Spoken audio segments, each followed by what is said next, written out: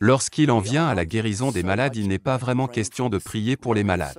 Il n'est pas vraiment question de faire confiance en la foi de la personne lorsque nous allons rendre ministère. La seule chose sur laquelle nous nous basons, c'est les œuvres accomplies de Jésus-Christ. Cela vient de Ésaïe 53 verset 5 qui dit « Mais il était blessé pour nos péchés, brisé pour nos iniquités, le châtiment qui nous donne la paix est tombé sur lui et c'est par ses meurtrissures que nous sommes guéris. » Alors Jésus a reçu des meurtrissures,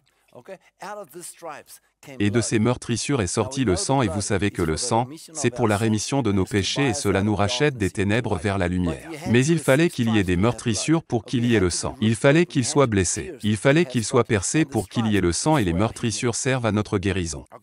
Alors avec l'expiation, il y a eu de la provision pour notre guérison. Par ces meurtrissures nous sommes. C'est comme une action continuelle. Mais des années plus tard, Pierre dans 1 Pierre chapitre 2 verset 24 a écrit ce qui suit. Il a dit lui par les meurtrissures duquel vous avez été guéris.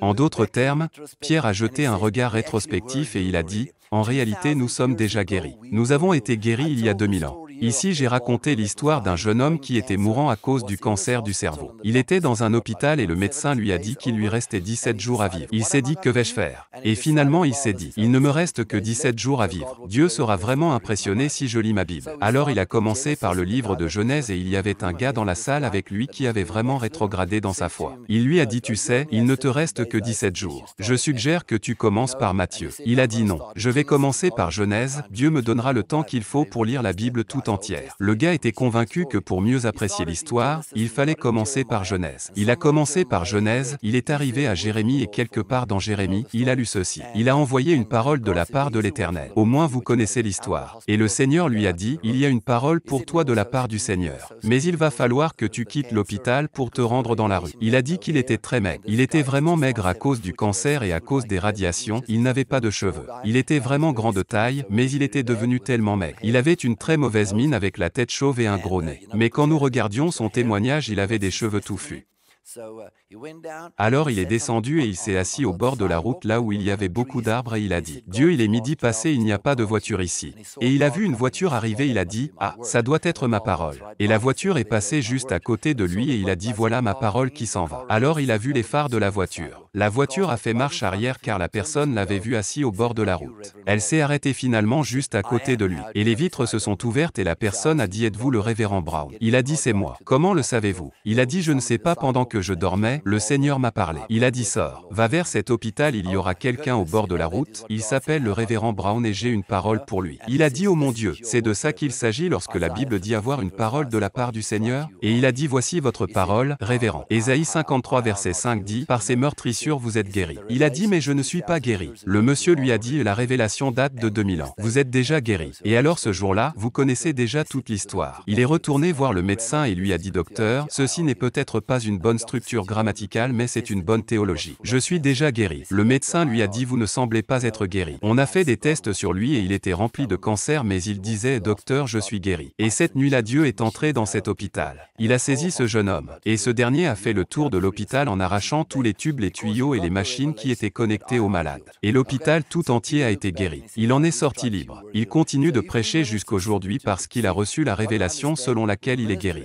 Alors Pierre jetant un regard en arrière a dit par ces meurtrissures vous avez été guéris. Donc lorsque nous rendons ministère aux malades, nous devons nous baser sur ce que Jésus a déjà fait. C'est une œuvre accomplie que Jésus a faite en rendant ministère aux malades. Nous devons comprendre que nous avons été commissionnés à le faire. Nous sommes ordonnés à le faire. Nous sommes envoyés à le faire. Nous n'allons pas nous baser sur la foi d'une autre personne. Parce que si c'est le cas, nous ne serons que des motivateurs. Nous n'allons pas nous baser sur la motivation, nous allons nous baser sur la connaissance. Jésus-Christ a dit, allez imposer les mains aux malades et ils seront guéris. Vous voyez, nous y allons parce que nous avons été envoyés. Nous avons été commissionnés, nous avons été envoyés le faire. Aujourd'hui nous avons commencé encore avec Ésaïe 53 et 1 Pierre chapitre 2 verset 24. Par ces meurtrissures nous sommes guéris. Mais ce passage est également mentionné dans Matthieu chapitre 8. Au verset 16 je pense se trouve le cœur du sujet.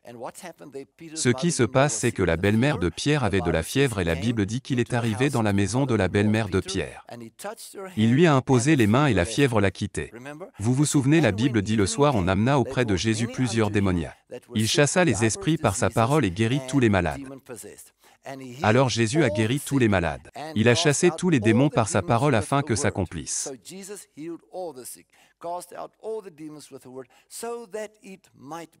Je voudrais que vous gardiez ces choses en tête. Nous avons été, nous sommes, et afin que s'accomplisse. Afin que s'accomplisse ce qui avait été annoncé par Isaïe le prophète. Il a pris nos infirmités et s'est chargé de nos maladies.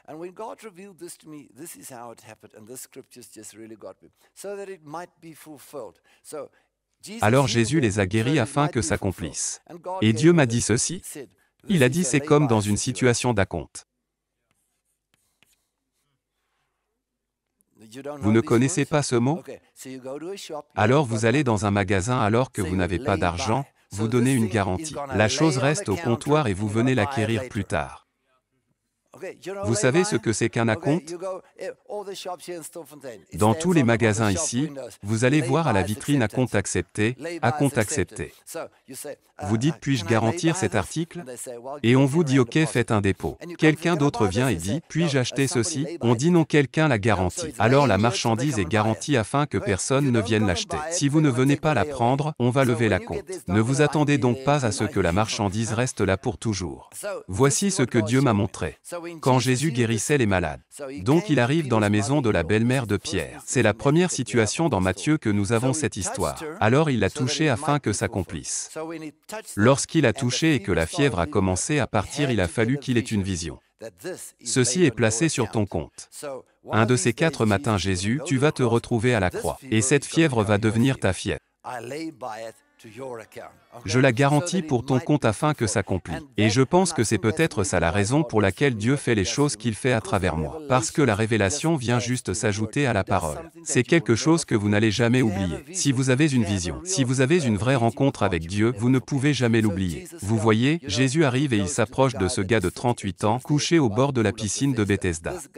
Ce gars est infirme. Personne ne sait ce qui ne va pas avec lui. Jésus dit, lève-toi et prends ton lit, afin que s'accomplisse.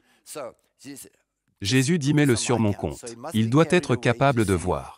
Est-ce que tu vois ce que cet homme a? Tu vas devoir payer le prix afin que sa maladie devienne ta maladie. Lazare est sorti du tombeau. Les lépreux, 10 lépreux se sont approchés de lui et ils ont dit si tu le veux, tu peux nous guérir. Jésus a dit, allez vous présenter auprès des sacrificateurs. Ça doit s'accomplir. Cette lèpre doit retomber sur moi. Mettez-la sur mon compte, vous avez la garantie. Le monsieur qui avait la main desséchée, vous voyez Jésus s'est levé, Jésus lui dit, étends ta main, il a dit, oh ma main va être restaurée. Jésus dit mets-le sur mon compte. Tout ce que Jésus faisait était sur garantie afin que s'accomplisse, alors Jésus ne guérissait pas les malades à cause de l'alliance de la guérison. Il guérissait les malades parce que cela devait s'accomplir. Donc Jésus a dit, mettez-le sur mon compte, mettez-le sur mon compte, mettez-le sur mon compte. Alors une des choses que nous faisons quand nous guérissons les malades, c'est que nous faisons confiance en l'œuvre accomplie. Jésus-Christ, peut-être que vais juste citer quelques points aujourd'hui.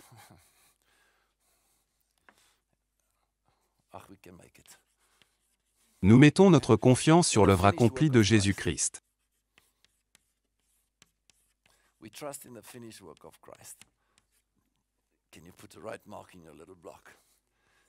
Deuxièmement, Jésus a guéri à cause de l'onction. D'accord? Luc 4, 18. Comme j'ai coutume de citer ce verset, et cela m'aide beaucoup à préparer l'atmosphère. Dans Luc 4, verset 1, la Bible dit, « Jésus rempli du Saint-Esprit fut conduit par l'Esprit dans le désert. » Le verset 14 dit, « Il retourna revêtu de la puissance de l'Esprit » et au verset 1 de Luc 4, il est rempli. Au verset 14, il retourne revêtu de la puissance. Au verset 18, il dit « L'Esprit est maintenant sur moi ». Alors là, il était rempli du Saint-Esprit. Ensuite, revêtu de la puissance de l'Esprit, et après il a eu l'Esprit sur lui. Au verset 18, la Bible nous fait comprendre qu'il est entré dans la synagogue, il a pris les rouleaux et il s'est mis à lire. Ici, il citait Ésaïe 61. Il a dit « L'Esprit du Seigneur est sur moi parce qu'il m'a oint. » Pour faire quoi? pour annoncer la bonne nouvelle aux pauvres. Il m'a envoyé pour guérir ceux qui ont le cœur brisé, pour proclamer aux captifs la délivrance et aux aveugles le recouvrement de la vue, etc., etc. Il a dit, je suis oint pour opérer la guérison, alors aujourd'hui je veux dire que de bons conseils peuvent permettre à une personne de se sentir bien, mais cela ne guérit pas automatiquement les gens. Les conseils peuvent vous faire vous sentir bien pendant un temps. Cela peut vous procurer de l'espérance pendant quelque temps, mais les conseils ne guérissent pas réellement les gens. Ils vous permettent juste d'être motivé à donner quelque chose,